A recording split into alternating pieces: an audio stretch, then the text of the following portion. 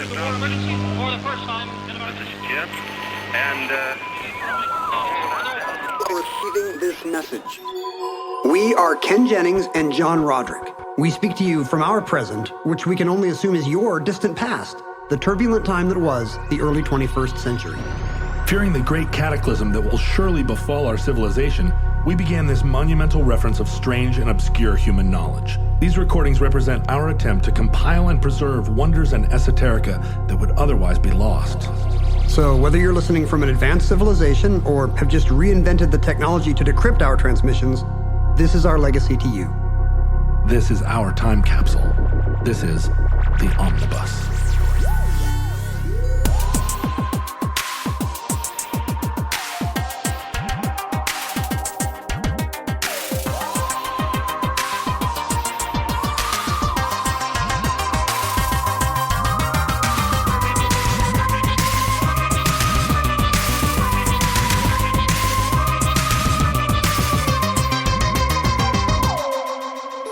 You have accessed entry 958.JB3826, certificate number 49394.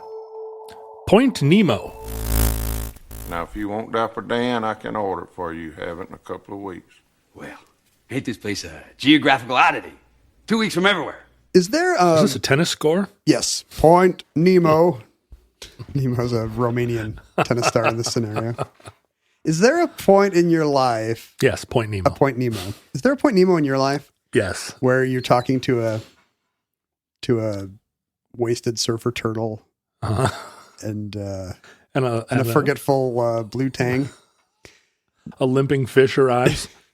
No, like what point in your life did you feel the most isolated? Like not emotionally, like not right now talking to me. But like, was there a point when you just felt like the furthest away, geographically alone, like physically far from the madding crowd? Well, probably the furthest I've been from the nearest human was in Alaska. Oh, sure. Like up in the area around Denali National Park, although not in the park, but just outside the park. But I was with a friend. So the two of us were as alone as you could be. Still. I mean, because in that scenario, you do want to be with another person. Yeah. But we were in a place where if we had needed help, we would have had to have snowshoed 10 kilometers to a radio.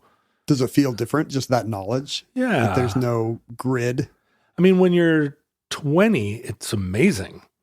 When you're 50, I wonder if it would feel different. Because 20-year-olds do not have the neurons required to think, if I twisted my ankle, could I get back on that trail? What time does it get dark this time of year? You know, all the things that normal surviving people think of. At 20, you think, and the thing was, I went into the Talkeetna River because my kayak overturned and I lost my glasses, and we had to, not just getting to shore, but then getting me warm required that we throw everything we owned into a fire we hastily built just to get me, to stop shivering. That's a genuine survival scenario. And that felt like just another day in paradise. We're Alaska. 20. That's Alaska, baby. Hey, that was hot. Like, oh, I'm warm now. What do we do next? But you're framing it as like a matter of character, and I literally think it's like neurons not connecting yet. Oh, it absolutely was. Like your brain is not ready for prime time if you're like, hey, we did it. Have a toss me a Coors. My glasses went downriver, and for the next month, I couldn't see at all. But I was just. You just adjust to that. And, and we were in the... And some bear is like wearing glasses and having the opposite problem. I'm like, sweetheart, where did you come from? I didn't know you were up here. But I think the furthest I was alone from other people was probably in the Carpathian Mountains. But that... I couldn't believe you went to Alaska first and not the Balkans. Yeah, the Balkans next. But I'm still in Europe at that point. So you're not that far. There's probably like a train station with service every 8 minutes, like 6 miles away. But definitely 20 kilometers from a place. Yeah. But up in Denali, yeah, there was no place. I guess, come to think of it, you could have walked to the railroad.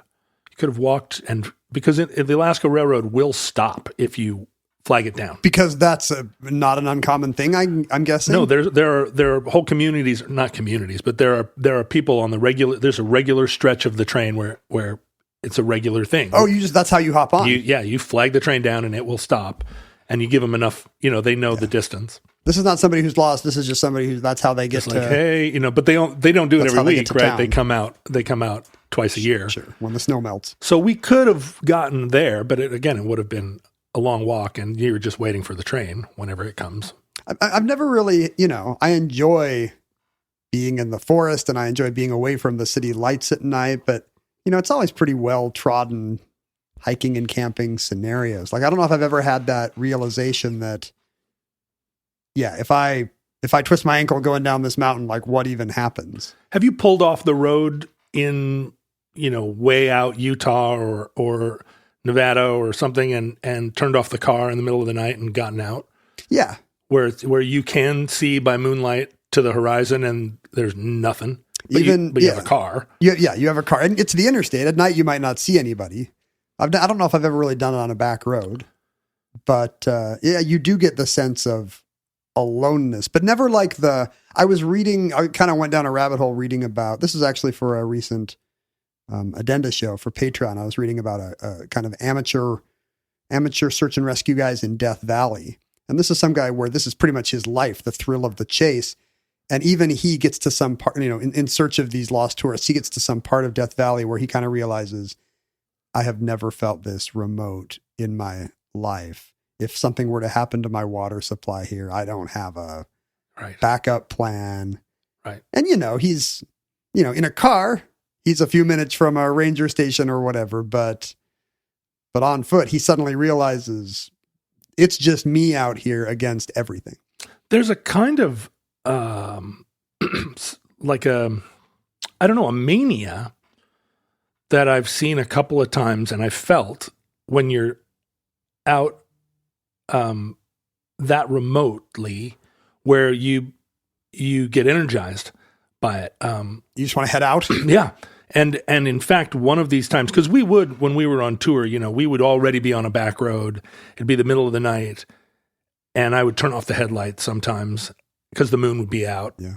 And a lot of the time I'd be driving and everybody would be asleep.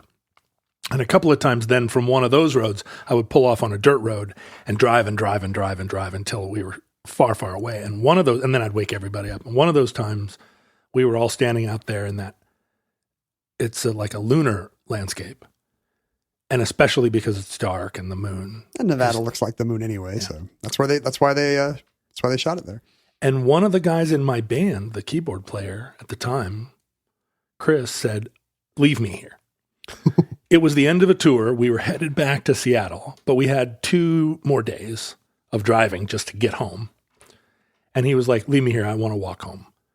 And I said, "No, I can't leave you here." He was like, "No, I insist. Like, this is what I want. This is what I want. I want you to leave me here and I want to walk home." And are you saying no, not on the basis of you're not making a good decision, but really on the basis of this would not be safe? Both.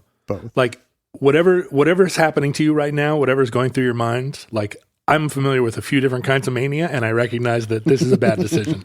But also, like, I'm not going to get back to Seattle and explain to your girlfriend that I left you in He's probably Nowheresville. And he of all the people I knew at the time, he had the internal resources to survive it. But no, I mean, I know it looks like you could just go from here to there, but that's a long way away and there's nothing between here and there and you have nothing. What's the explanation for that just lure of the horizon? I mean, I don't know. I guess it propagates the species. There's probably an evolutionary, at some point there's too many people in the village and somebody's got to go see the resources over there. Yeah. I was explaining to my daughter that in most cultures at a certain point, a certain number of the non-conforming young men get sent out. Because otherwise you get too many of them knocking heads and they make trouble. You're right. Get out, and keep moving. And so, I mean, of all the people I knew at the time, Chris was the non-conforming young man that we would have kicked out and told to go to the horizon. So he had it baked in. And did it work? Is he currently running a sex cult in Eastern Oregon or something? Yeah, basically he is in Oregon. I can't attest to the sex cult because he made you sign a thing. Well, I don't. He's living he's living where there's no radios, so I can't contact him. Wow! So even though you brought him back, he just turned around and left again. Turned around and went right back. You can take the boy out of Burns, Oregon, but you can't take Burns, Oregon out of the boy. But you've been to Antarctica. That's true, and that's certainly isolation. Do you have do you feel that in yourself, a desire to be, I mean, we all kind of toy with the fantasy of like, I just want to get away. But do you ever want to go to the horizon? I mean, Mindy wouldn't be there to tell you how to live. And that's the idea, is that I would be missing that, or that I would be craving the getaway? Yeah, that you would be helpless without it. Yeah, exactly. That's more correct than she can finally finish Great British Bake Off. Like, where are my reading glasses? Mindy? Oh, there's no Mindy here. I feel like the appeal for me would just be like, the sights and sounds. It's more of a sensory and possibly even like kind of an acquisitive, like a collector's impulse. Like, I've got to see this that I've never seen. I got to see this before it's gone. But I guess the history of human exploration is very much somebody's. Oh, you know what I do have is, like, on a hike or a walk, and my kids will attest to this because it drives them bananas.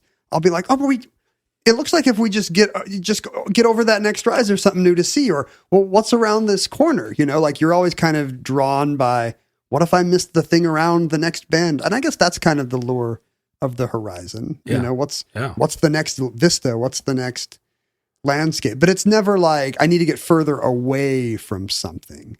Are you a hiker that's fooled by false horizons? Yeah, I mean, endlessly. Or like false summits? That looks like that might be the top. Hey, look, you can see the light through the trees. And then it's like, no. And even when you get to a real summit, you're like, hey, look at that summit over there. Yeah. That one seems pretty, that one might even be taller. For sure. Is that a cabin over there? And so I'm susceptible to that. Who would you say, this is a Guinness Book certified, so it must be true. Who would you say is the most isolated human being in history? Is it Livingston? Bill Cosby right now? Livingston. Would it be someone in Siberia? You can do better than Siberia, actually.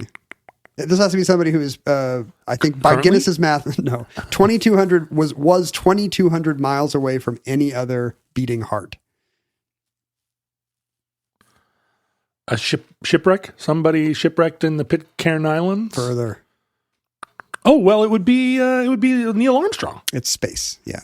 Yeah. Michael Collins, when he stayed in the command module Apollo 11, he was famously the loneliest man, because the press loved the idea that he's just up there all alone. Right. And if you interview Collins, he's not romantic at all. He was like, no, there were some white mice I was tending to. It was actually very restful. I mean, all these guys were fighter pilots. Sure. They don't care about like being alone in a box. Sure. No, the guys at Mission Control were shocking me the whole time. Well, what they loved, I guess, to a man, all the command module guys say they loved the backside of the moon because then Houston left them alone. Oh, sure. Like they didn't even have radio contact. They were just like, finally, they could just get 4 hours of sleep, chill and sleep and do the Wordle. Michael Collins is not the most isolated human being because his record was beaten on Apollo 15 in the summer of 1971. Al Warden stayed in the command module, and I guess because of the particular choice of landing sites, he was further away. 2,200 miles away and that was like the first J-length mission or whatever. So it was like a full 3-day thing. More moonwalks than because Neil and Buzz were there for like 8 minutes, or they had a very brief stay. A little longer. I mean, it was hours because they landed and they were supposed to take a nap. They had time to but they didn't. They didn't like unfold the little car and drive around, visit all the moon men. Yeah, they didn't have the little car. Although I thought you were going to say no. The furthest person actually was a Soviet guy that missed the moon. And, yeah, he's still there. And as long as they could record his beating heart, he was still alive. We don't know. Is it the two naked people in the Voyager probe? Like, we thought they were just a drawing, but that was actually Carl Sagan just shot two naked people into space just to see what happened. The Al Warden's actually kind of a sad story. This should probably be its own omnibus. Do you remember the stamp collecting fiasco related to the Apollo missions? Oh, God, vaguely. What is it? The crew of Apollo 15 had been approached by a couple of different philately nerds. They carried stamps. Like, take these postal covers, like stamped envelopes into the moon, because then, stamp collectors will go nuts for stamps that have been on the moon. Like, well, I mean, they'll go nuts for stamps that haven't been on the moon. Sure. They'll go nuts for stamps that have Oprah on them. The red ink is a little out of alignment or whatever. So, and these guys agreed, and I don't think it violated any rules at the time, and maybe Deke Slayton even passed off. I can't remember, but they got back, and they were supposed to hold off. It was just, astronauts weren't that well paid. It was like a legacy for their retirement, and instead they, at least in Al's case, he gave the postal covers to some collector immediately, and the guy started reselling them. And it led to headlines and congressional hearings. And even though no rules were broken, just the idea that this is some starry-eyed new frontier and we're already selling merch. Our steely-eyed missile men are selling merch to West German stamp collectors. I never thought about this, but did those guys fill their pockets with moon rocks? I mean, there's hardly a thing more valuable than a moon rock. I think there were pretty strict weight limits. So they did bring back stuff, but they brought back the exact mass and volume they were ordered to. Right. I mean, I don't know what the margin of error there is, but there's hardly anything to bring back from the moon besides moon What rocks. else would you think you would find there? I think a really hilarious thing would be to bring the flag that Neil Armstrong planted back, wrapped in your jacket. There's only one of these to sell to a West German stamp collector. Maybe you could. It probably had a collapsible pole. Maybe you could smuggle that aboard. Yeah, there was the guy that smuggled aboard the pastrami sandwich or whatever. And when the next people came to the moon, they'd be like, "Wasn't there a really iconic flag here?" I swear it was right here. Like the car is there, honey. We parked right there. There's the little car. Warden actually got kind of drummed out of NASA for his stamp hijinks. I guess I see. Which is crazy. I mean, he's an Air Force guy who now realizes that the whiff of scandal means his Air Force promotion career is effectively over. And, NASA, Deke Slayton won't fly him anymore. So he kind of had to find his own way. And I guess he did find some sympathetic administrator at NASA and landed somewhere. Yeah. But, and what you do is go get a job at Blackwater with Dick Cheney, right? Do they hire astronauts? I'm sure. Are you kidding? All those places want to hire astronauts. But there were days where he was 22 miles away from another human being, which is, now that we've forgotten his stamp misdeeds, his philatelitic misdeeds. That's his claim to fame. 22 miles would not be that hard to achieve. 2,200 miles? Oh, 2,200 miles.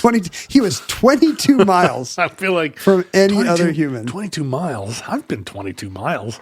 But the thing about, Earth is big enough that, 2,200 miles is that's not beyond the realm of possibility for how far you could be away from civilization on Earth. It's a little more, but not that much, as we will see. It's the width of the United States plus minus several hundred miles, sure. Right? How wide is the U.S.? 3,000 miles? 3,000, yeah. So let's say everybody today from west of the Mississippi just all headed to Columbus, Ohio for I don't know, Dave Matthews concert. Do it. Everybody do it. Let's start right now. If you're listening right now, but you and I are like, we're not going to do it. Not going to do it. I don't need to see Dave Matthews. No, and also Seattle will be empty finally. Yes. And then we would kind of have the apocalypse. And we'd be, if we could arrange for all the Canadians to do it and all the ships at sea to kind of head towards Japan a bit. I guess Hawaii is probably right around that, right? 2,200 miles to Hawaii. I don't know if you know this, but I once walked from Amsterdam to Istanbul. What? Yeah. And that distance is 2,700 kilometers. So it's a little under 2,200. What is that? Yeah, 2,700 kilometers to miles is... Exciting. Conversions in real time. Yeah, 1,677. Interesting. Miles. 1,670 miles is the exact distance that makes Point Nemo remarkable. Really? So you walked essentially to Point Nemo. Although in your case, Point Nemo was Istanbul and had nicer mosques. And from now on, I'm going to say I walked from Amsterdam to Point Nemo. That would be a longer walk. This idea of this entry today is about the most inaccessible points on Earth, given our current coastlines. And, we're speaking to a future water world that has different geographic math here, different geodetics. Sure, but the kelp beds will have become both sentient and also inhabitable by other creatures. Yeah. They're going to have new dry land. They're going to have floating coral cities and all the rest. It's going to be fantastic. Trash gyres that become mega cities. But given our current coastlines, in the 20th century, humanity started exhausting its exploration options. I mean, Amundsen getting to the South Pole in, 1911 or 1912 or whatever that is. It's kind of the death knell until we invent better rocket propellants, or indeed rocketry at all. At the time, was he the furthest beating heart from another? Yeah. I mean, if you don't count his expedition and his dogs. It would have been the ship he came from. The ship you came from. The ship you rode in on rolled. But once the poles had been reached, you know how people are. It's like, all these horizon-seeking guys, which again, we've said might be an evolutionary trait and not merely a just restless masculine urge or a cultural trend or a who can I enslave self-interested ambition. It certainly was a cultural trend for... It becomes a definition of its cachet and coolness. Yeah, but then also it is a innate thing, because why are we here? Why is anybody anywhere? You got to assume for some of these guys, the cinnamon and cloves was just the pretext. The pretext. Otherwise, the population of the Rift Valley would be 6 billion people, and God, Vasco da Gama just had a fight with Senora da Gama, and he was like, you know what? I'm getting really into cinnamon and cloves now. I'm going out for a pack of cigarettes. I'll be back. That's a New Yorker cartoon. It's got to be. Is that even a trope anymore? It's got to be. Like, I wonder if the number of times that joke has been told exceeds the number of dads who actually, because now you couldn't use that as an excuse. It's like saying the dog ate my homework. Oh, to go out for a pack of cigarettes? Well, my grandfather went out for a pack of cigarettes and hopped on a freight train and went to California. It's a literal thing that he actually said on his way out the door. Did he not know there were cigarettes closer by? I think he did. That's part of the story. He had an inkling? I'm going out for some California cigarettes. Once there were flags in the polls, these guys, and they were largely guys, needed... Let's just call them guys. They needed a new project. These guys. These sturdy guys. You know what? These guys need a new project. It's all about a project. Yeah. It's all about a project. I think we need to start referring to these guys as these guys, because there are these guys. Like Vasco da Gama could have just cleaned his gutters or put in new countertops or something. Right. Built a lean-to. There are plenty of other options. And nowadays, shortcut to India is not an option. So, people have to... What do these guys do? These guys now are starting militias in their hometowns. Some of them. I mean, luckily there's virtual exploration. You might think that playing Zelda is keeping a lot of these guys off the street. Oh, or Sims. Yeah, exactly. They're building stuff in Minecraft. They've got worlds to explore, but they're... everything, now that everything else is mapped, it's got to be a fictional one. What was that thing I read just the other day, that there was some online kids multiverse that a bunch of people had created sex dungeons in? What? And they were... The kids had or not interlopers? The kids, interlopers. Somebody sneaking around in my Minecraft nether? Yeah, people are like, wow, I need a new sex dungeon.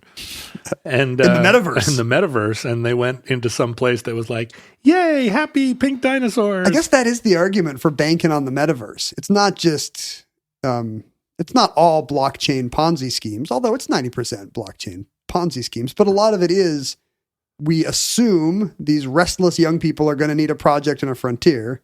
And if there's no real ones, maybe we can sell them on this phony one in a helmet. Have you ever watched a one of those live space combat games where it's not like pew pew pew? It's strategy, and the gamers are talking to each other on headsets. I mean, I'm sure Dylan plays these things, right? Like a Fortnite or whatever. I don't know, but my kids are playing all these. I was looking over the shoulder of somebody playing one of these games where it seemed impossibly boring, but they were all super engaged in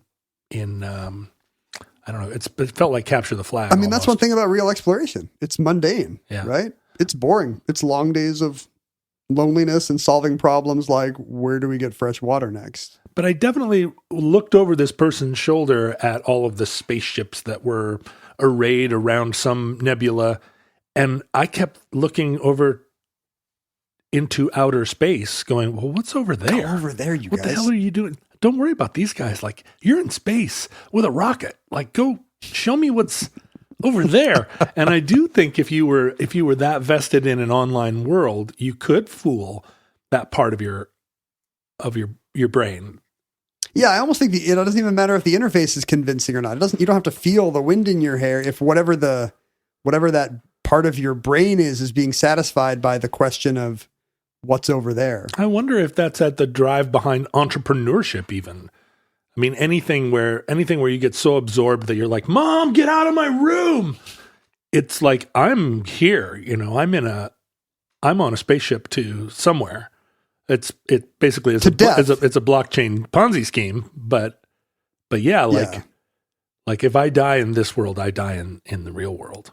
I don't think that's true of the blockchain. Are you sure? If you go bankrupt in the metaverse, you go bankrupt in the real world. They've made sure that's true. So lacking real milestones anymore, like geographic ones like North Poles, would-be explorers had to come up with increasingly arcane, if not arbitrary, places they could visit where nobody had. There's tens of thousands of square miles of mosquito-infested muskeg in Siberia that anyone could still... But what distinguishes any given fen from the one 10 miles east? This one has 50 mosquitoes per square inch. And clearly there's ego involved because you want to announce the thing you were about to do and then the thing you did. I made it to a place that no one will ever want to be. I made it to a place that even more people wouldn't want to be. Our mutual friend, Randall Monroe, the XKCD guy, spends a lot of time just exploring on Google Earth. And a lot of it is weird Siberian fens and stuff because he thinks there's imagery out here that hasn't had eyeballs on it. Yeah, a fantastic. That game where Google Earth will put you on any road, but then also just zooming in, looking down at something only the satellite has seen. God, I spend a lot of time doing that too. He knows I'm very interested in places that have islands in lakes, on islands, in larger lakes. There's only a couple of those. Yeah, but they're all in weird polar places, where these crazy networks of lakes form at the right time of year. So he's out there searching because you've given him a Sisyphean task? I feel like he might have been on it sooner. Like when I wrote my book about maps, I discovered people online that were interested in like how big the bullseye gets. I can see that he would have been. I think he might be an early adopter. Thought leader in that. But he's always sending me imagery. He's like, check out this weird, he found some exactly circular igneous thing in Siberia that's not a crater or an impact. And not volcanic. It is volcanic, but it's neither a crater nor a meteor impact. It's just a blister that popped. A thing where lava makes, or magma, I guess, makes an exact circular ridge for whatever. It's got to be a bubble. Whatever bubble. physical reason. Pop. I don't think anything ever popped there. It just grew like that. He's always sending me weird views from space. But that's flirting, It is. He's got a girlfriend. But a lot of these places are maybe married. Maybe they're married actually. But a lot of these places are in the far north or south, these remote places. And that was true in the 1920s as well, when people started to invent the ideas of now that we've been to the poles, are there even harder places than the poles to get to? And there are, because of the geographical concept of what's now called poles of inaccessibility. But can you push a wheelbarrow there? I mean, there is that as well. Okay, somebody's been there with a dog sled, but has anybody been there on foot? Right. Has anybody, and it started with planes, then it was dog sleds, now it's on foot, now it's who can do it in the most inhospitable time of the year. With no oxygen. Yeah, who can do Everest without oxygen, who can put on a fish concert in Burlington, Vermont. How many fish concerts can you have in Burlington, Vermont at any one time? So people realize that there is a place further from civilization and indeed from dry land than the North Pole. There's another pole up there and it's close to the North Pole, but it's the place that's exactly the furthest from any other dry land. In the north? In the north or in any ocean. What is it? It's called the northern point of inaccessibility, and you calculate it. You can NPOA? Yeah, kind of. That's why the show is called Point Nemo, because it got a fun name in the 90s.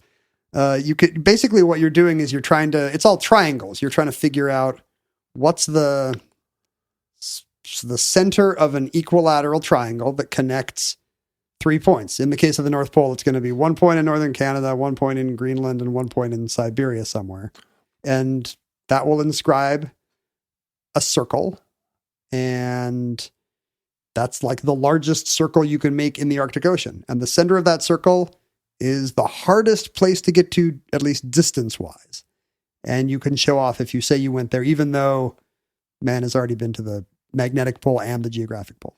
Is it in Canada? Or is it north of Hudson's Bay? Where it's in nothing. It's close enough to it's in the water. I mean, it's like by definition, it's exactly equidistant between Russia, Canada, and Greenland. Right. And it's, in the water, or if you go in the winter, presumably, it's on ice. I've never understood the geographic center of the United States because it must be changed by Alaska and Hawaii, right? Or it was changed. There are two, there's the contiguous United States and then the other United States. And there's a North America one nearby. And then there's the population center of the United States, which is also somewhere in Iowa. And that one moves quite often. That one has been creeping. It's in Oklahoma now or something, right?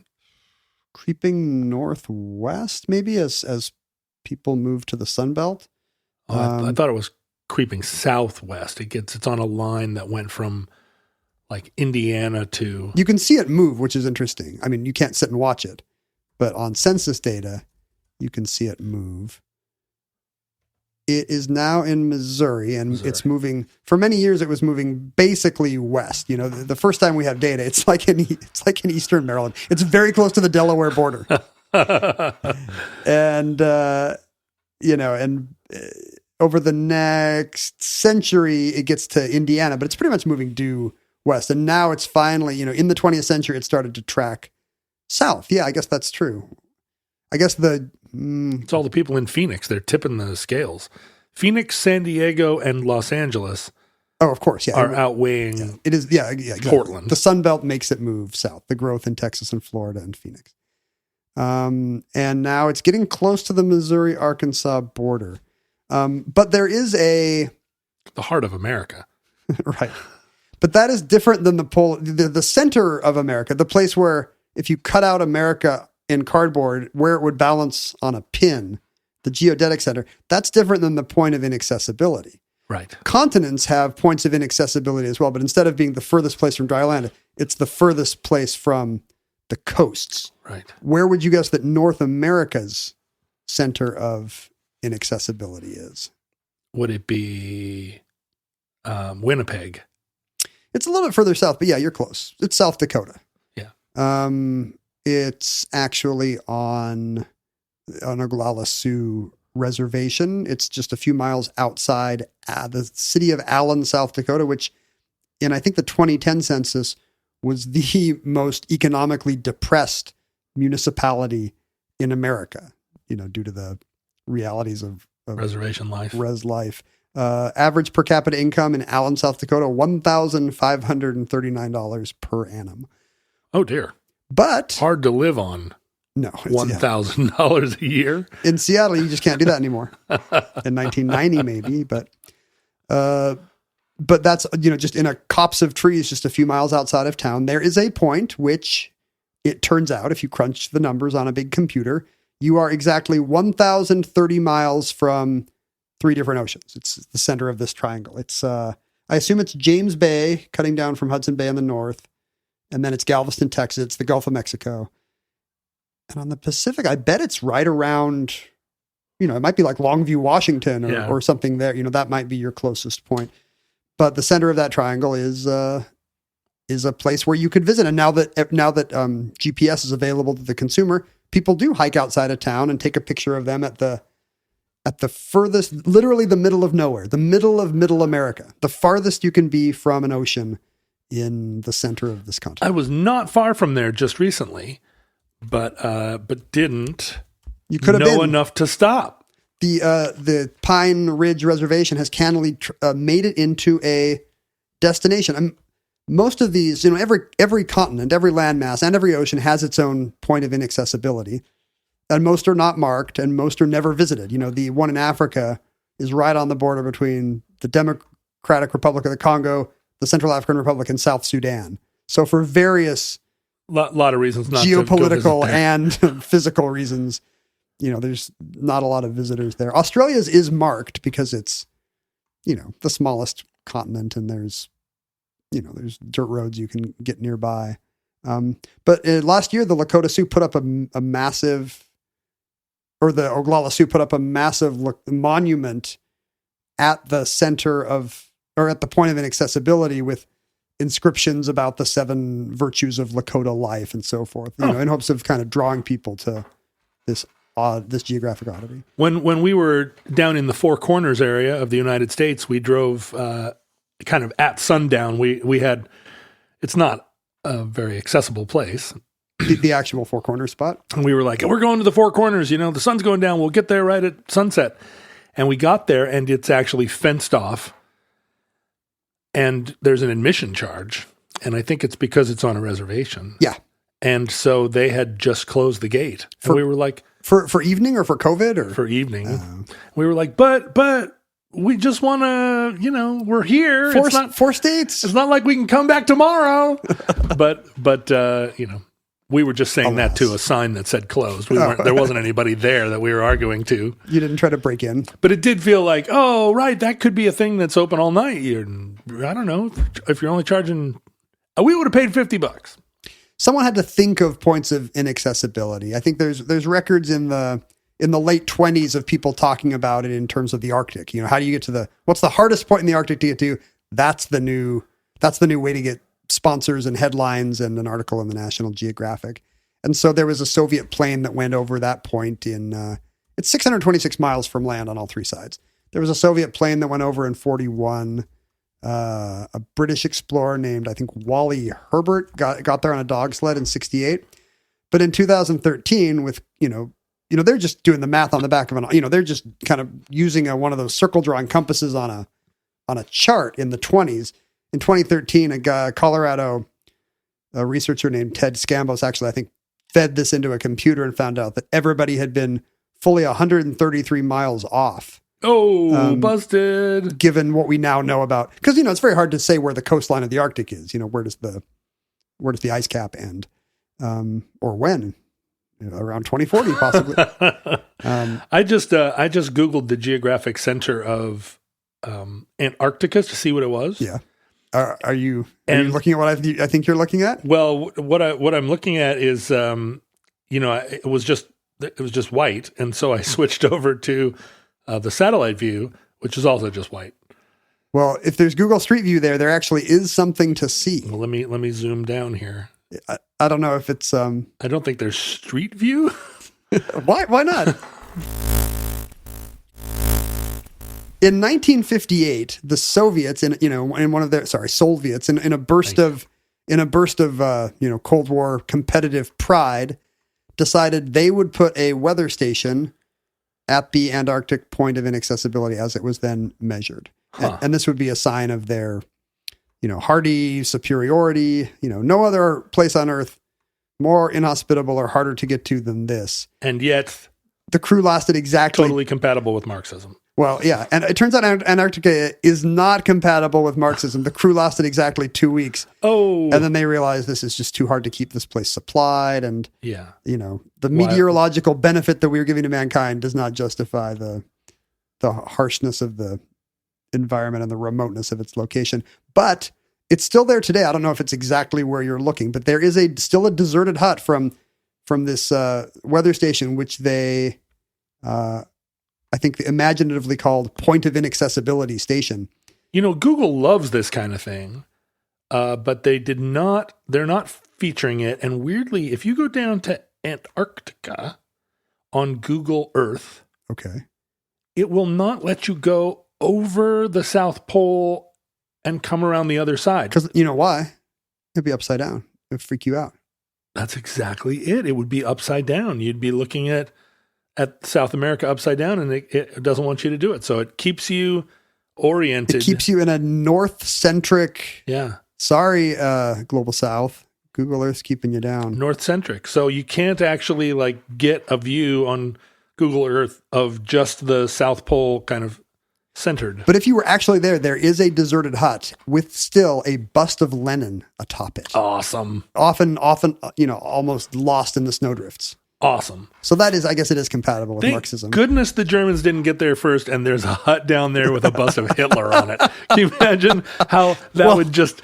How many people would just be seething? Well, the Soviets didn't get there till 1958. So if you're putting a bust of Hitler on your weather station in 1958, you got some problems. There are some people in South America that were building huts with Hitler on the top in 58. Going back to the Arctic one for a second. Now that we have better data and we know that nobody's done it, there is this kind of the last of the British polar explorers is this guy named Jim McNeill, a retired scientist, who has made multiple attempts to get to the Arctic point of inaccessibility. Oh, and it's so inaccessible that no one's been there? No one's. Now that we know we've been 130 miles off, there's no record of anyone having been to the new one. And McNeill calls it the last significant place on Earth as yet unreached by mankind. He's made multiple trips. In 2003, he was stopped by flesh-eating bacteria on his ankle. That'll turn you back. Huh, that seems like something he brought with him. In 2006, he fell through the ice on day 17 and had to abort the expedition.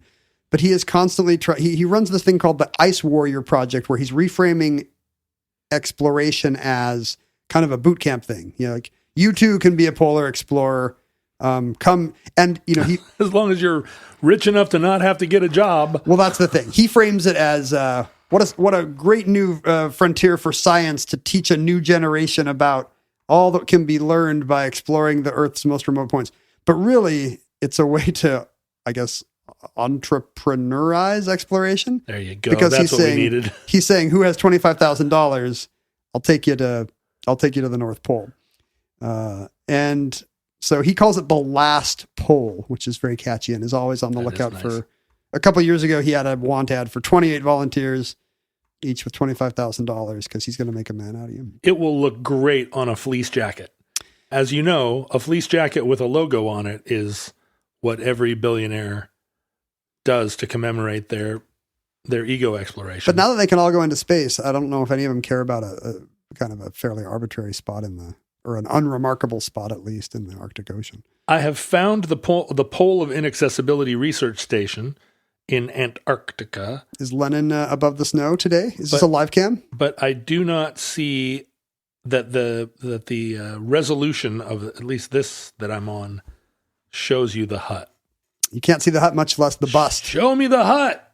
What? So Lenin's not a cam girl, is what you're saying. Apparently not. Although I'm sure there's somebody listening who works for some organization that has higher resolution cameras. We just need an organization of dedicated young leftists to go down and blow the snow off of Lenin occasionally. Right? Yeah. Would it kill him? As long as they all have, it's the kind of leftists that we love here that all have $25,000 to spend. That's right. That's why you can't tax the rich. They won't go snowblow Lenin. Of course, there is one place on Earth further from dry land than the center of North America, and that would be the center of Eurasia. The overall land point of inaccessibility is, and you got a guess here? The overall... Yeah, where in Eurasia are you furthest from water, or furthest from the ocean? Kazakhstan. Yes, almost exactly right. It's actually in Xinjiang, China. Every time I Uyghur say China. something, you're like, yes, actually. Well, it's so close. No. It's so close to the Kazakh border. Okay. It's so close to the border. I'm going to give it to you. Thank you. I'm a game show host for a living. You are. I can give you control of the board here. Survey says So Kazakhstan. Bing! Ding. Good answer. Good answer. There's one of the major cities of that part of Uyghur China is called Urumqi. And based on some earlier math, they've actually erected a tourist attraction in their suburbs, being like, "This is it, the center of the Eurasian continent." In fact, there's some controversy that all comes down to the Gulf of Ob. Oh, as it so often once does. again, the Gulf of Ob. Troublemaker. You know how the north, if you look at the Arctic coast of Siberia on a map, it's got all these kind of gashes and inlets and slashes. Gashes and slashes, they call it. And the question is, at what point does the Ob River become a river? In which case, it shouldn't count against this. And it's a delta. At what point is that little V part of the open ocean?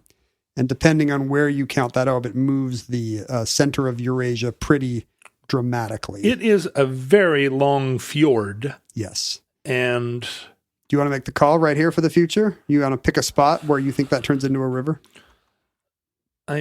Keep in mind, the people of Xinjiang province and Kazakhstan are have a lot on this. There are two enormous lobes in the southern part of the Gulf of Ob. That's hot. The Ob lobes. I love a good Ob lobe.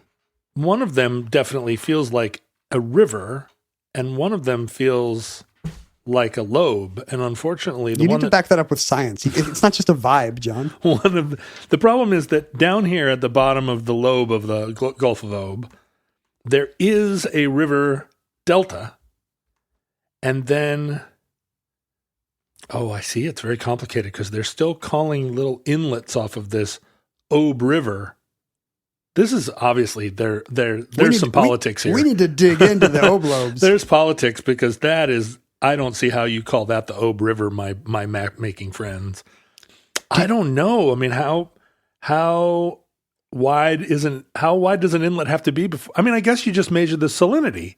You want to measure salinity, but what if that changes at different times of year? It has to change every day, but at a certain point, there's going to be an average salinity.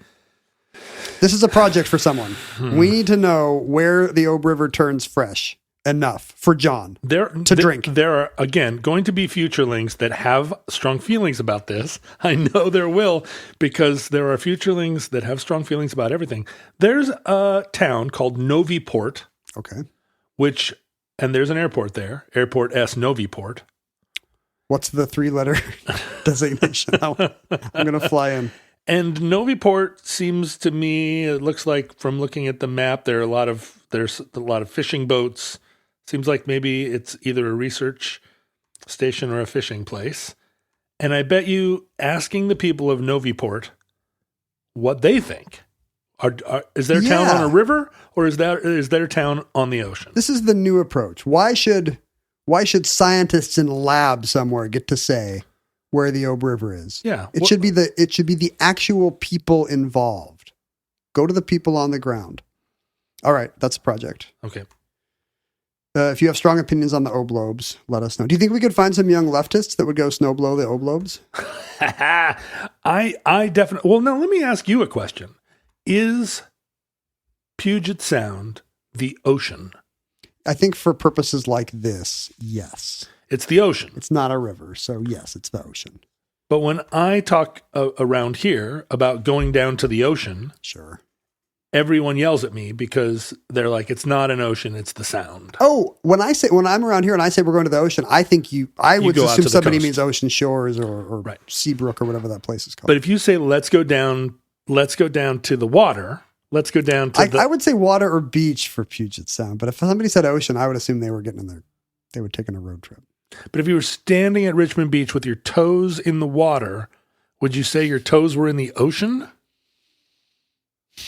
Maybe not. But you know what? To me, that's wave dependent. Puget Sound is so calm that it doesn't feel like your toes are in the ocean.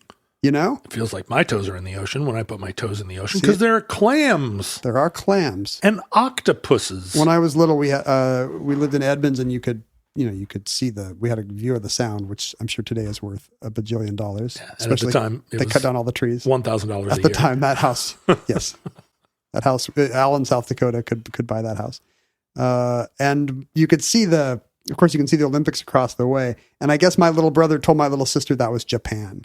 She was like, "What's that across the water?" And he was like, "Well, that's the ocean. You're seeing Japan." It's plausible. I think she believed it for a long time. Is it plausible though? If Sarah Palin can see Russia from Palmer, Alaska. That was Tina Fey. So we are now finally 3 hours later arriving at the nominal subject of this show, Point Nemo. You know, if you've asked the question, what point on land is furthest from water? And the answer is somewhere outside Urumqi, China.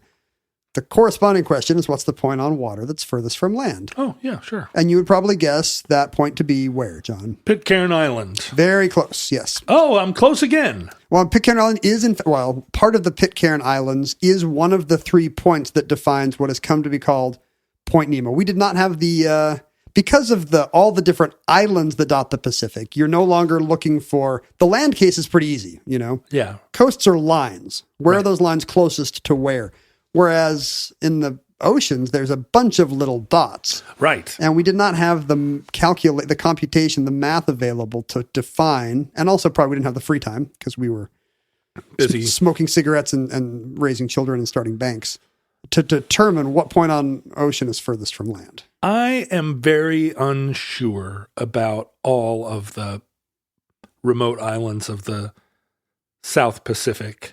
They make you nervous? Well, no, I just want to know. Every time I look at them on a map, I go, okay, right. Sandwich Islands are there, these are the Marianas, and the Gilbert Islands, and it's got this one over here, and then this guy, and then this one over here, and then as soon as I stop looking at the map, it all just turns into like, well, there's Tahiti.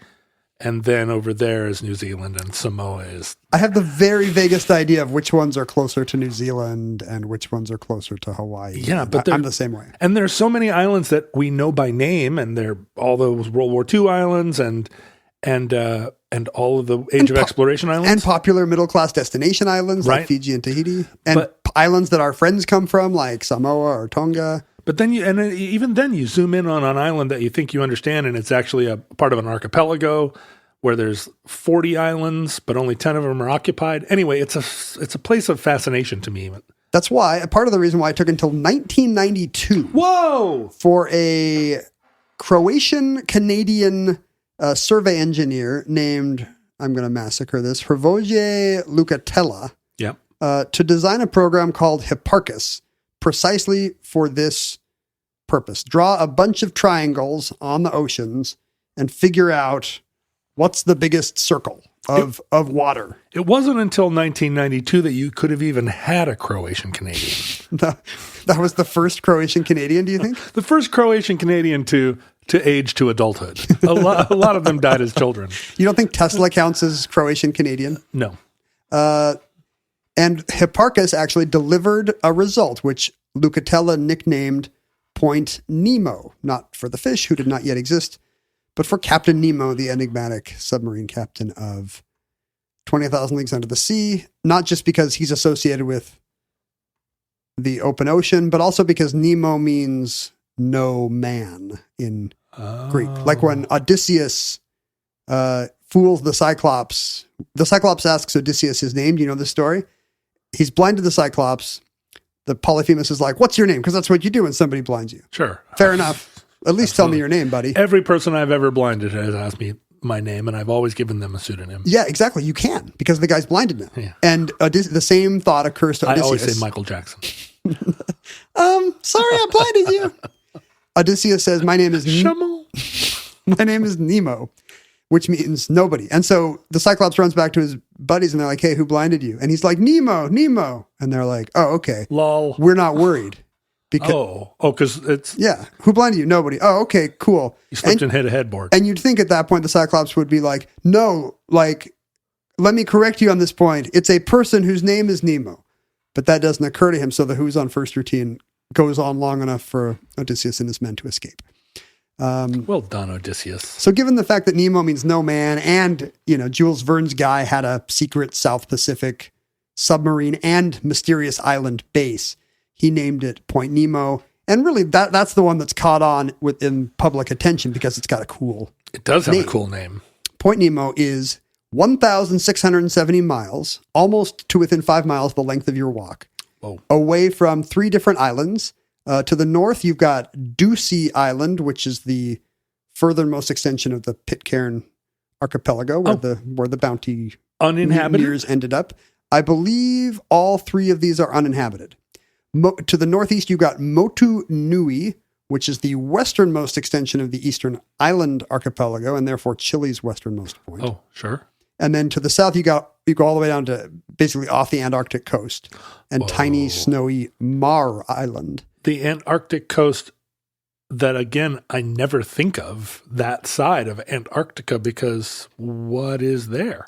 What's there? I mean, that's why Point Nemo is here, because literally nothing is there. This is the heart of the ocean. And it's pretty far south because, whatever the point is, Antarctica is going to be the bottommost limit, and there's no islands down there. But it feels like the point of geographic isolation in the north or on land somehow feels harder to get to than this because you're right. You have a boat and you go there. Yes, a boat could directly go there. And that leads to the question, has anyone visited Point Nemo? And I think until a couple of years ago, the answer was, we think not. If you think about it, that circle inscribed by those 3 islands the radius is 1,670 miles. That circle's enormous. It's a circle the size of North America, basically. But none of those people sailing around the world ever thought, maybe I'll go down here and find paradise, cold paradise? It's possible that someone did and we don't know because they were not looking for it. Now that it's kind of become a thing and you've got these guys, either rich people on big yachts or retired people on small boats. Now that you've got them crossing the Pacific, they've got a GPS and they could easily be like, well, hey, let's go to 48 degrees, 52.6 minutes south. 123 degrees, 23.6 minutes west. But has anyone done it? Yes, apparently, but not until 2018 or so is the first documented visit I could find. And it was a result of the ocean race. Are you familiar with the Volvo-sponsored ocean race? You have to drive an XC60 across the ocean. You put paddles instead of wheels. The ocean race, you say? Yeah, it's like an 8-month thing that gets run every 3 to 4 years on some different path every year. But is it a circumnavigating race? Essentially, yes. The one we're going to talk about in 2018 went from Alicante, Spain, all the way, if you can imagine this, to The Hague, Netherlands. But they do not take the route you or I would take if we had to go between Alicante and The Hague. They don't just go right up. They don't hop on a high-speed train. Or it's the long way around? Yeah, they went, in this case, it's always a different route. In this case, they went by, there are legs and stages. In this case, they went by way of Hong Kong, Auckland, and Itajaí, Brazil, which is, again, I want to warn the future, not the shortest route between Alicante and The Hague. Are you allowed to go through the Suez Canal? Let's see, how would they have done that? I mean, it's not a question of allowed. You follow it. Did they choose? My guess is they followed the African coast. No, they might have taken the Suez Canal. What would be the point of doing it via the Suez Canal? This is supposed to be an 8-month race around the world. Of course you go around Africa, right? Yes. What's the fun of it if you're not? In 2018, 7 different yachts spent. And I hate all of them. Right. All these guys took time off from the investment firm they founded. But we don't want to put down these yachtsmen too much because Volvo has gone to some lengths to make this ocean Volvo race. Makes a green car. No, yeah, they made a green race. Come on. They decided there would be a summit associated with the race this year about the health of the oceans and ecology and so forth. Then everybody puts $1,500 into a pot and buys carbon offsets. Boo. So it's a branding thing. This is not just the idle rich in their boats. They care about the health of the ocean. No, Volvo loves the health of the ocean. So what they did was they had the boats do microplastic sampling no matter where at different points of the ocean. And that they, while they were running their leg between Auckland, New Zealand and Itajaí, Brazil, they went right by Point Nemo. Now, right by it or to it? Well, if they're 500 miles away from it, I don't care. I didn't see a photo of anybody's GPS. I assume the race course goes through Point Nemo. Yeah, because they had multiple. Because they want to say, hey, even at the furthest point from land, because you've seen these headlines where it's like, even the snow on Mount Everest now has PCBs. Yeah, exactly. Anthrax. There's Freon in the Amazon. And what they found was there are between 9 and 26 microplastic particles per cubic meter, even at Point Nemo, the furthest point on Earth from land. Now, let me ask you, as an avid environmentalist who is compatible with Marxism, Is that kind of information just doom scrolling? Is there anything we can do about the microplastics at Point Nemo? I mean, it's a broader question, like, I think it's not just, does knowing about it, it's not just policymakers, but scientists that are grappling with, like, how frank are we about climate catastrophe? Because at what point do people just think, oh, good, nothing matters. And, you turn everybody into climate nihilists. Right. It's, how far are you from being a climate nihilist? I mean, honestly, I used to rail at the boomers who were like, well, I'm going to die before this happens. And I don't have that option because I'm not going to die before this happens. No, but you'll be pretty old. It's true. Honestly, I'll be insulated by privilege from the worst consequences. Oh, I thought you were going to say insulated by a bubble of plastic. I am building a giant plastic bubble around my neighborhood, of course. Yeah. And if I were you, I don't want to say specifically why, but if I were you, I would start on that today. The problem is I only have driftwood and laurel leaves to work with. So, but yeah, anybody with kids, like, you become a climate nihilist because you're like, oh, what have we done? I guess I still have the utopian Star Trek kid in me who is like, when our backs were to the wall, we came up with vaccines in a year. And I mean, that's not strictly true. We got lucky with mRNA, but I definitely am a Dr. Seuss scientist because I always believe that a small creature with a very flourishing mustache and a tuft of hair will invent a machine exactly that goes jug, jug, jug, jug, jug, and turns all pollution into... It's got 2 kid gloves on the end of its machine pipes. That's right, and it reaches out and grabs all the microplastics, and it combines them and turns them back into Coke bottles. Yes. So I'm counting on the Dr. Seuss universe to solve all climate problems. There is some micro science project like that, right? Didn't some kid invent some little Roomba that goes around the harbor of Dubai and picks up all the gunk? And then 1,000 years from now, they'll be like, the oceans are full of these little Roombas. Yeah, it's WALL-E. That's the plot of WALL-E, I think. The thing about the Point Nemo is that is the clearest seawater on Earth. Despite, the yachtsmen of the ocean race were having much worse readings, in any other harbor. These guys. But it's the clearest seawater on Earth as a result of the South Pacific gyre. The Coriolis effect and the trade winds make for a big counterclockwise spin, which is what carries the garbage patch around the Pacific Ocean.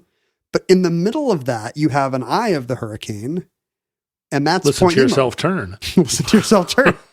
And that's Point Nemo, basically. Oh. Like there's no land there to produce any organic material, and Right. the nutrients don't get in because they're just getting swept around. They don't actually come in from the outside. Oh, right. So it's actually kind of a weird, lifeless area where the water stays clear and there's nothing to feed on it. No food chains get created because there's so little of even the lowest level stuff getting through the whirling whirl, twirling whirl. So no fish, no sharks, no... Comparatively few, fish or sharks. That did lead to questions in 1997 when Point Nemo was also the site of what is still called the bloop. Are you familiar with the bloop? I love that word, bloop, but I didn't know it was a noun. I always thought it was an onomatopoeia. Yeah, I mean, sometimes some of us have a bloop and then we have to go change our undies. Sure, but like a bloop... This is the bloop with a capital B. The bloop, capital B. There's only been one capital B. What bloop. is the bloop? NOAA hydrophones in 1997 picked up a crazy sound that lasted for a full minute and was heard 3,000 miles away. And immediately there were a million theories. And when you say NOAA, you don't mean NOAH, you mean NOAA. I mean the National Oceanic and Atmospheric Administration. So, but when you said NOAA, I was like, is this another one of these guys? Some guy named Noah. Noah's hydrophones. It was Yannick Noah. Point Noah.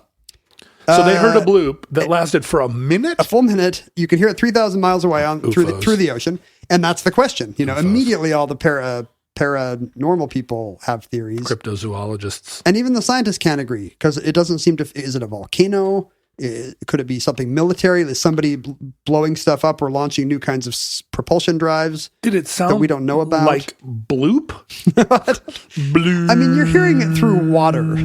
I don't know if it sounds like Ellen DeGeneres speaking whale. But of course, all the, this is the deepest, most mysterious island-free part of the ocean. Of course, a lot of the discussion comes to center on sea monsters. What is down there? What kind of kraken is making a noise that we have never heard before? And sadly, you're going to Google this and you're going to find that in the last 25 years, there's been a pretty boring scientific consensus or cover-up, if you will, that what they're hearing is just, I think the word is cryoseism. Oh, a cryoseism. You ever have a cryoseism in your lower back? Right now. It's basically it's an earthquake, but in ice. It's an ice quake. It's caused by calving or fracturing or. Why is that not a record album? Icequake. Icequake. It could be called cryoseism. That could be a prog band. Cryoseism. Seism.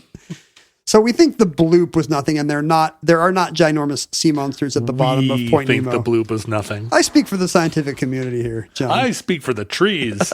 You're a Dr. Seuss guy with a mustache and a tall hat. Mm-hmm. But despite the fact that nobody goes to Point Nemo except for 7 dopes in yachts and their underpaid crews. That would be a great Dr. Seuss book. 7 dopes in yachts. 7 dopes the 7 in yachts. dopes. It is to the other part of the scientific community. Point Nemo is basically the center of what's called the South Pacific Oceanic Uninhabited Area. Do you know why you want a big uninhabited circle of the largest possible circumference in the South Pacific? You can finally stand on the deck of your ship naked and no one's going to see you. I'm the king of the world. Why would you want a place where there was nothing? We're not testing nukes there anymore. To have an under ocean UFO base? That's essentially it. The answer is, in fact, spacecraft related, John. But it's a spaceship cemetery. Oh, sure. A Skylab crash zone. This is where you're going to dump all your Skylabs and your mirrors and whatnot. The margin of error is not, for most things in space, if they're small, they will burn up on reentry. But when it's something the size of say, your Skylab or your International Space Station, it's not going to burn up no matter how shallow a trajectory you give it. It's going to dump chunks on Earth. Dumping chunks. That's what these guys are all about. First you got a bloop, and then if you're not careful, you dump chunks. So did all the chump dunkers, the chunk dumpers of NASA and various... The Soviets. The Soviets. Did they had to... Were they just sending stuff down there because no one would complain, and then later on they discovered that there was nothing there?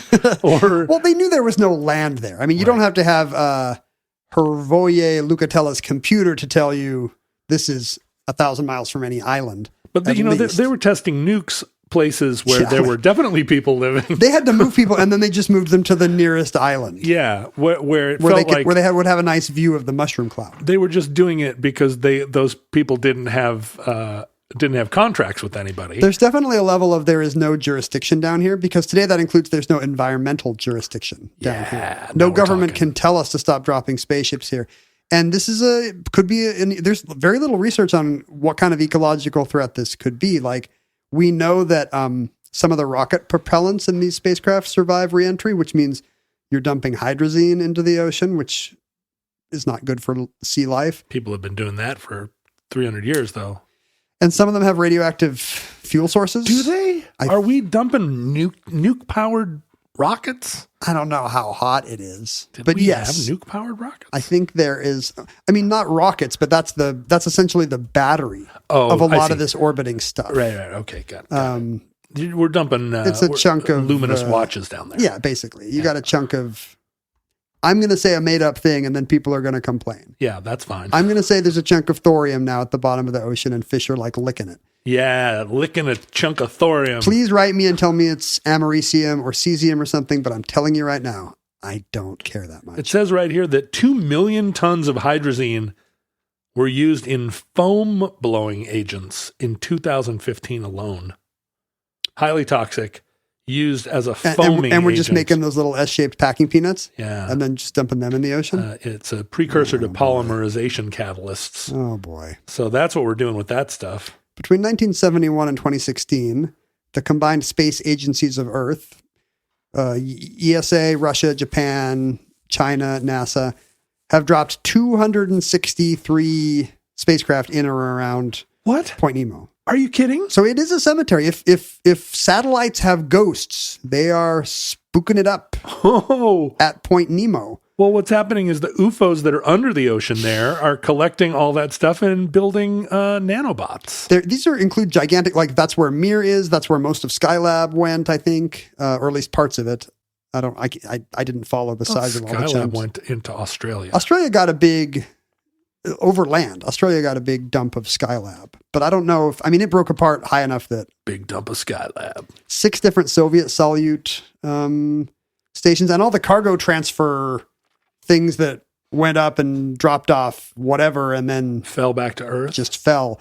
They all end up in Point Nemo, and in January of 2031. It's just been announced that that's where the International Space Station will come to rest. Of course, we're sending the big one down. Hubble Space Telescope someday. We just don't have any place else to put this stuff. So Point Nemo, once the most far away and uninteresting and arbitrary point on Earth, like mathematically, literally the least interesting point on Earth, is now a spaceship magnet. It's basically the Smithsonian Institution. We just did. It's the Air and Space Museum. We just did an hour and 10 minutes on the most boring place on Earth. And that concludes Point Nemo. Entry 958.JB3826, certificate number 49394 in the omnibus. Futurelings, you're almost certainly listening to this program from your homes under the ocean at Point Nemo. In converted fallen satellites. That's right. In a basically a mega city made out of old mirrors. And we appreciate your patronage, and we're glad to have finally gotten around to talking about the mega city of the future. This was a suggestion, by the way. Speaking of patronage, Point Nemo was suggested by Angus. Thank you, Angus. A Patreon donor at the Washing Bear level. We love to hear from people out there who think of themselves as either a member of these guys or people that really work for oceanography organizations. What is that? Oceanography organizations. Ocean type outfits. Or billionaires who have big submarines of their own. If you have a big super yacht, I want to take John and me to Point Nemo. Hello. Thank you. John will play a show, and I will read on the deck. I'll be the first musician to play a show at Point Nemo. We'll be the first podcasters to record an episode at Point Nemo. This song's called The Bloop. 2, 3, 4. Bloop, bloop, bloop, bloop. I don't see how anyone listening to this show that has a mega yacht doesn't want to take us down there. I think we do 2 episodes a week, 4 episodes a week about the stuff we encountered along the way. We'd win Pulitzer prizes. Yes. We would, except we won't encounter anything on the way. That's the problem. No, there's always something. There's always some plastic floating in the ocean. 1,600 miles of nothing by definition. Once a week, we would pull a Nike shoe or a doll or a piece of a Mir space station out of the ocean, and we'd do a show on it. Yeah, it would be like, what's the show? The unseen, the 100%, 99% invisible. Yeah. 99% invisible on the high seas. Hey, look, it's a Cabbage Patch Kid head.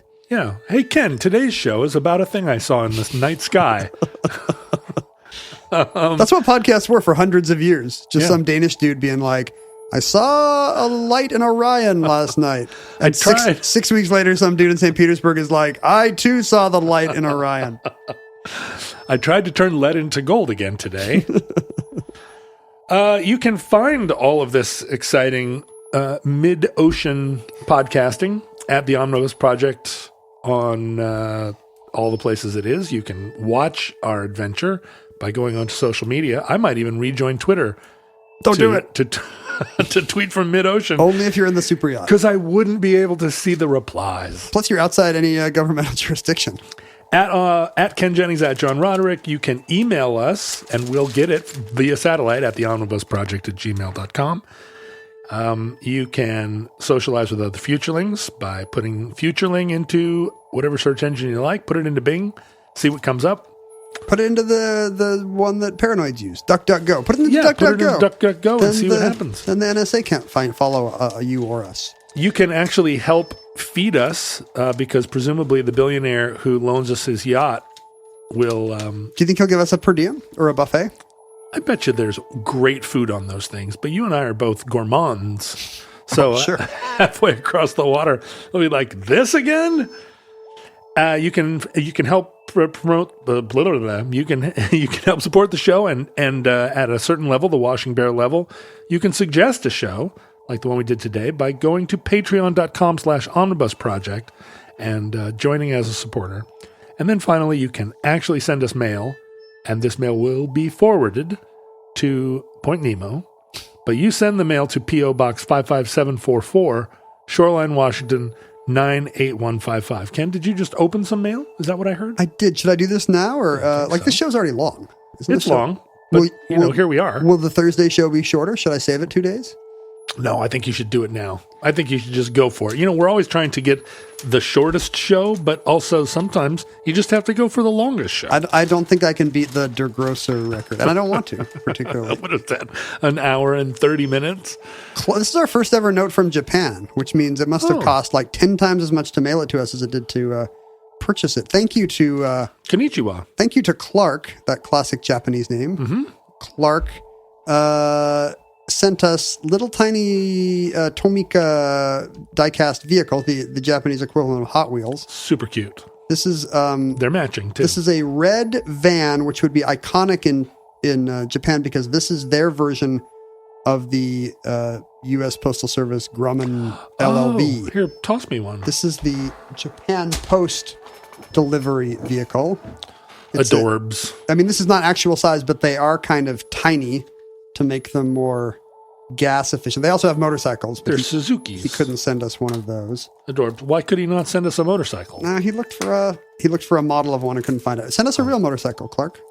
Would I kill you? How cute is this? You're in Japan. You're obviously doing okay for yourself. I'm going to open this and thereby take away the original packaging, so the value of it just fell. I think we need to know if Clark is some millionaire expat who should be sending us motorcycles, or if he's just some guy teaching English lessons because he likes anime. He's a guy that was teaching English lessons, and then he met a Japanese girl, and they got married, and now he speaks fluent Japanese and is going to live there the rest of his life. Please send us photos of your beautiful Amerasian children.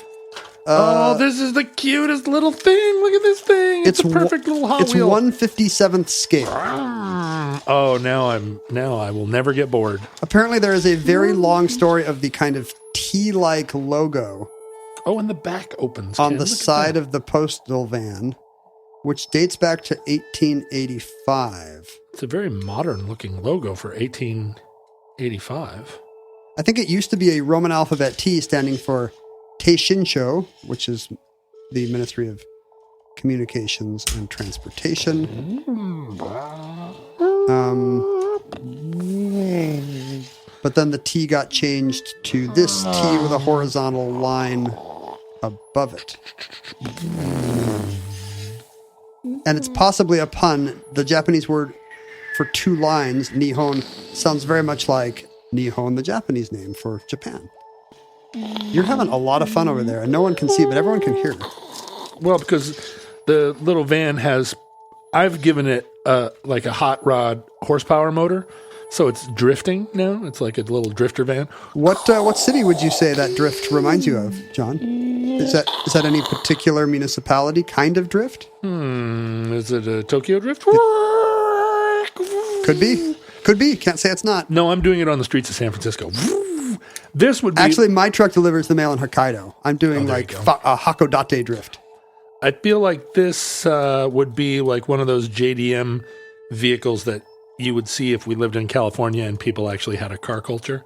Every once in a while up here, what's popular right now is vintage Japanese fire trucks. Oh, yeah. Somebody's importing them to Seattle, and I keep seeing, I've seen a few, and I'm like, what? Hipster mustache kids that are meeting on Saturdays, and they all are driving like 40 horsepower Japanese fire trucks that still have all their hoses and stuff on them. But, they can't go on the freeway because they're too slow. But I bet you in California, there are people that put like 400 horsepower Suzuki motos in these things and I don't know, ground effects light shows. This is so nice, Clark. Thank you so they're much. Awesome. If in fact you are a high-ranking executive for Union Carbide, though, please send me a motorcycle. Yeah, I mean, right. If that's true, well, I'm kind of in the Austrian motorcycles scene right now. But you could say, send me one of those Honda Africa Twins, those new ones. I would ride that all around the world. You've got a shopping list. Listeners, from our vantage point in your distant past, we have no idea how long our civilization survived. We hope and pray that the catastrophe we fear may never come. But if the worst comes soon, this recording, like all our recordings, may be our final bloop. But if Providence allows, we hope to be back with you soon for another entry in the Omnibus.